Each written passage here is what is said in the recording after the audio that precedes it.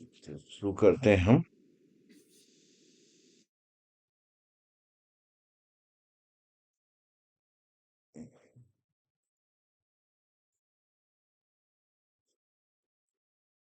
तो हमारा पाइथन के अंदर एक लाइब्रेरी होती है पिकल करके।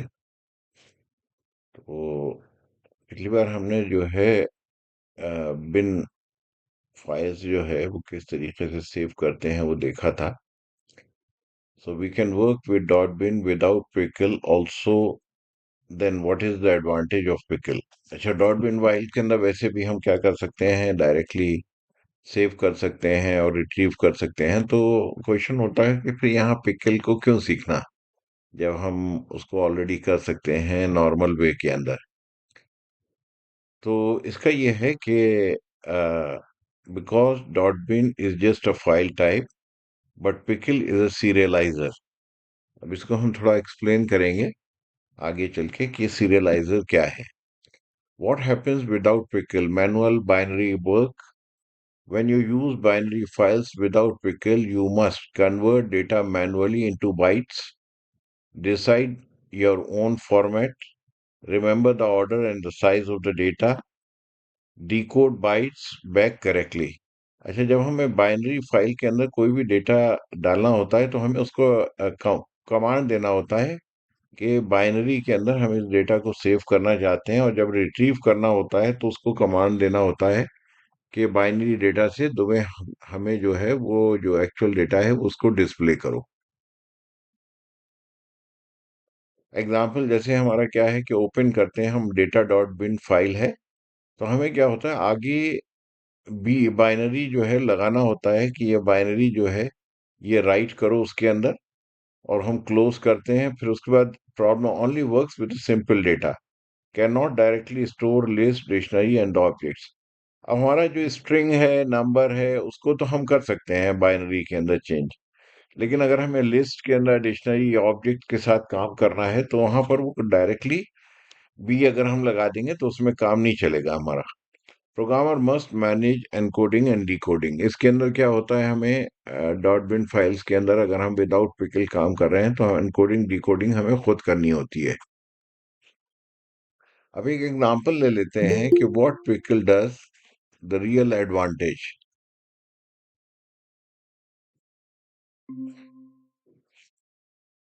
The pickle automatically converts Python objects into binary form and back. Pickle का ये एडवांटेज है कि जो ऑब्जेक्ट्स होते हैं हमारे पाइथन में और उसको हम सेव करना चाहते हैं ऑब्जेक्ट को, तो ये क्या करता है कि बाइनरी फॉर्म के अंदर उसको सेव कर देता है पिकल, और उसको दोबारा रिट्रीव कर देता है उन पाइथन ऑब्जेक्ट्स को। Example, import pickle. हमारे पास ये डेटा है, ये हमारी लाइब्रेरी है, नेम एन मार्क्स दिए हुए हैं। With open data dot bin write as F pickle dump data F. अब यहाँ पर देखो हमें जो है बी कहीं पर भी बाइनरी लगाने की जरूरत नहीं है। उसी तरीके से हमने क्या किया, उसको अपलोड किया, उसको पहले हमने सेव किया, उसके बाद रिट्रीव किया डेटा को। अब इसको हम देख लेते हैं अपनी एग्जाम्पल में। ये हमारी एग्जाम्पल वन है। तो देखिए ये हमारी फाइल है, एक फाइल हमने बना ली है पिकल डेटा डॉट बिन। ये हम डेटा डॉट बिन के अंदर ही रख रहे हैं, यहाँ पर पिकल फाइल नहीं है हमारी। तो हमने यहाँ पर इसको सेव किया। तो देखिए हमारी ये जो है इसके अंदर डॉट बिन फाइल के अंदर सेव हो गई। कि यहाँ पर हम पिकल इंपोर्ट कर रहे हैं, हम पिकल फाइल के अंदर इसको रख लेते हैं, इसको चेंज कर लेते हैं। उसका नाम हमारा जो है क्या है, डेटा डॉट पिकल, पी के एल, पी के एल। इसको सेव कर लेते हैं हम।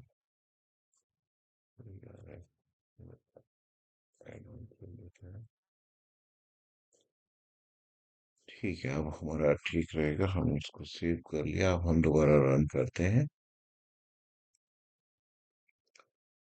तो देखिए ये जो रिट्रीव हो रहा है ये डायरेक्ट हमारा जो है डेटा डॉट पिकल, इसको हम देख लेते हैं।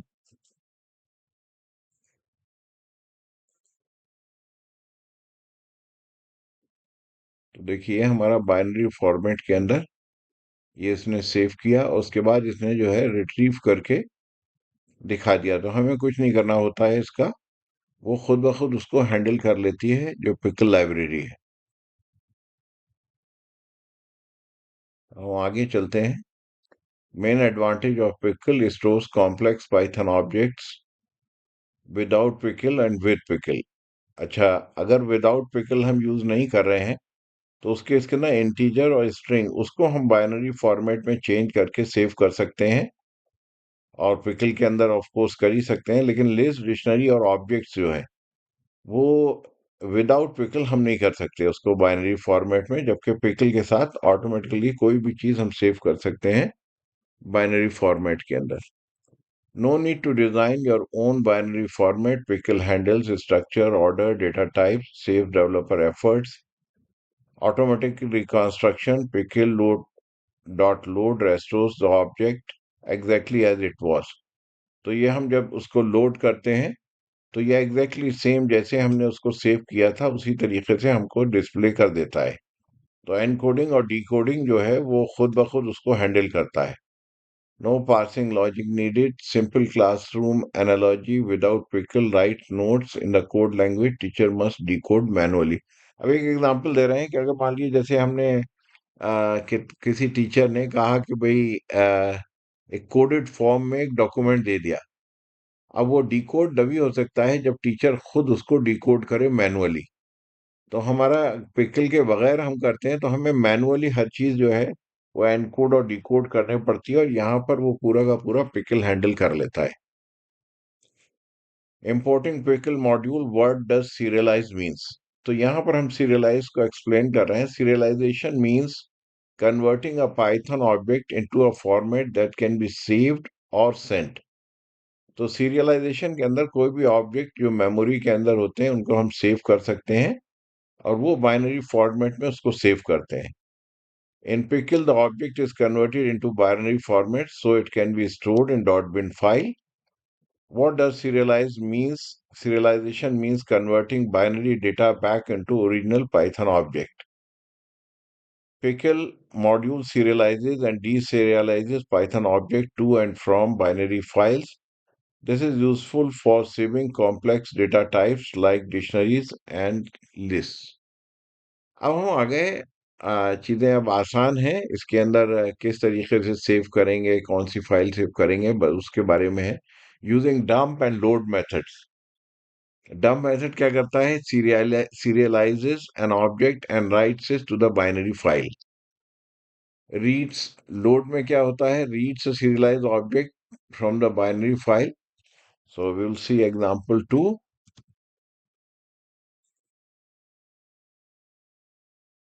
तो ये हमारी एग्जांपल 2 आ गई। इसमें हमने एक डेटा ले लिया, एक डिक्शनरी ले ली, name Tanveer, age 25, writing to the binary file.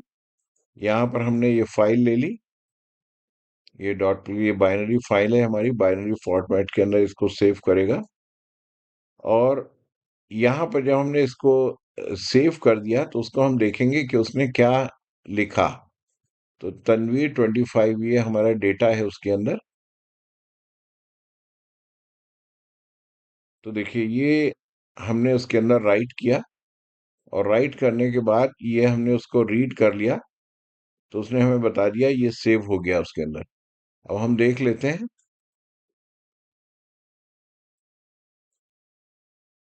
तो देखिए यहाँ पर ये डेटा जो है बाइनरी फॉर्मेट के अंदर सेव हो गया।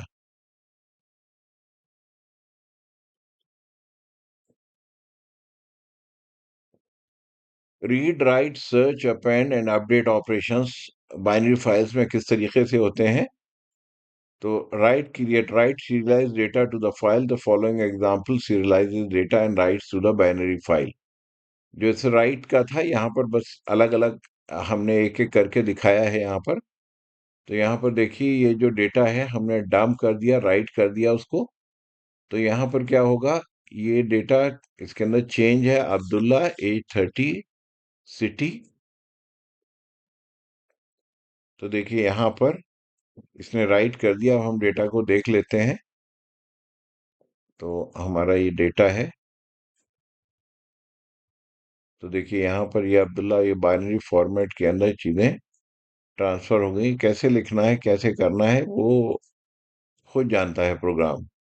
ये लाइब्रेरी खुद कर लेती है। नेक्स्ट पे चलते हैं हम। एग्जाम्पल 4।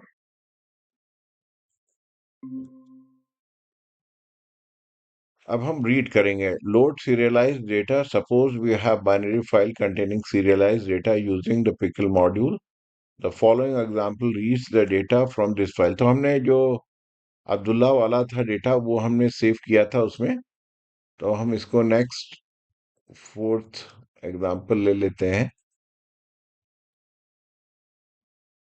तो देखिए हम जो लोड करेंगे वो डेटा हमारा लोड करके यहाँ पर इसको दिखाना चाहिए। तो देखिए यहाँ पर अब्दुल्ला A30 इसने सेव कर दिया।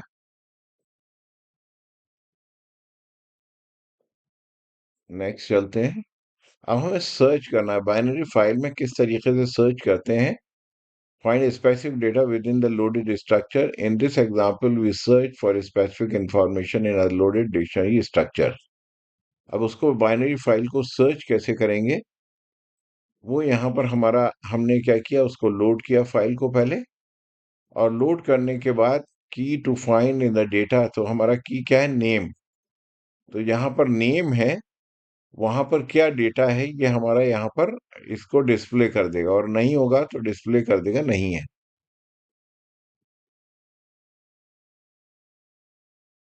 तो देखिए जहां पर नेम है, उसने वहां पर सर्च किया कि वहां पर जो वर्ड है वो अब्दुल्ला है।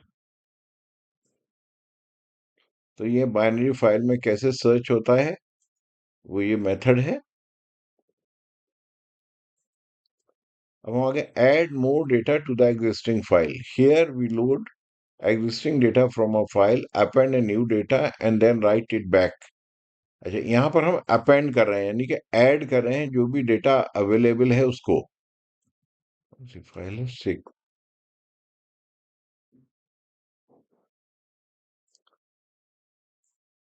तो देखिए यहाँ पर हमने क्या किया, इसमें हम डेटा जो है प्रोफेशन है एक्सप्लोरर, उसको हमने क्या किया, डेटा यहाँ पर डंप किया, अपेंड किया हमने वहां पर data and open the file. फिर उसको देखा कि डेटा जो है न्यू डेटा हमारा क्या है। तो हम इसको रन करते हैं। तो देखिए यहां तक हमारा था। अब इसमें इसने क्या किया, अपेंड कर दिया, नया डेटा यहाँ पर इसने ऐड कर दिया इसके अंदर। अगर हम फाइल में जाएंगे,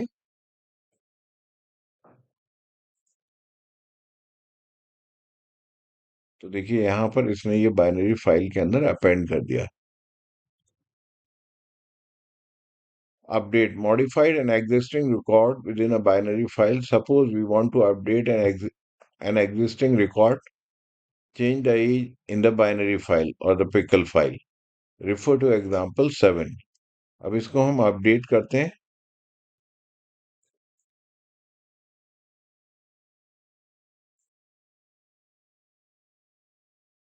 यहाँ पर देखिए एज जो हमारी है वो हम चेंज करते हैं। एज हमारी कितनी है देख लेते हैं।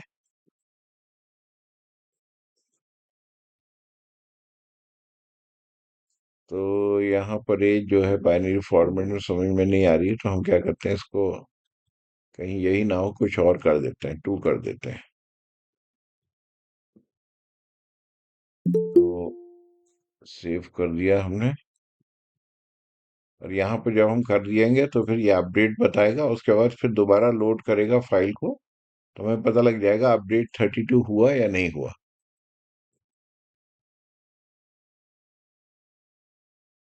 तो देखिए यहाँ पर एज जो है ये 32 अपडेट हो गया। और इसने दोबारा लोड करके हमको ये दिखा दिया।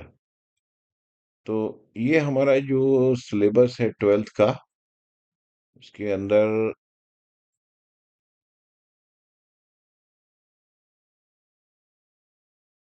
तो देखिए ये जो है क्लोज अ बाइनरी फाइल, उसके बाद import pickle module, dump, load, method, read, write, search, append and update, ये हमने कर लिया। ये हमने लास्ट टाइम कर लिया था। अब दो चीजें और रह गई हैं पाइथन की, इसको हम जो है वो नेक्स्ट क्लास के अंदर करेंगे।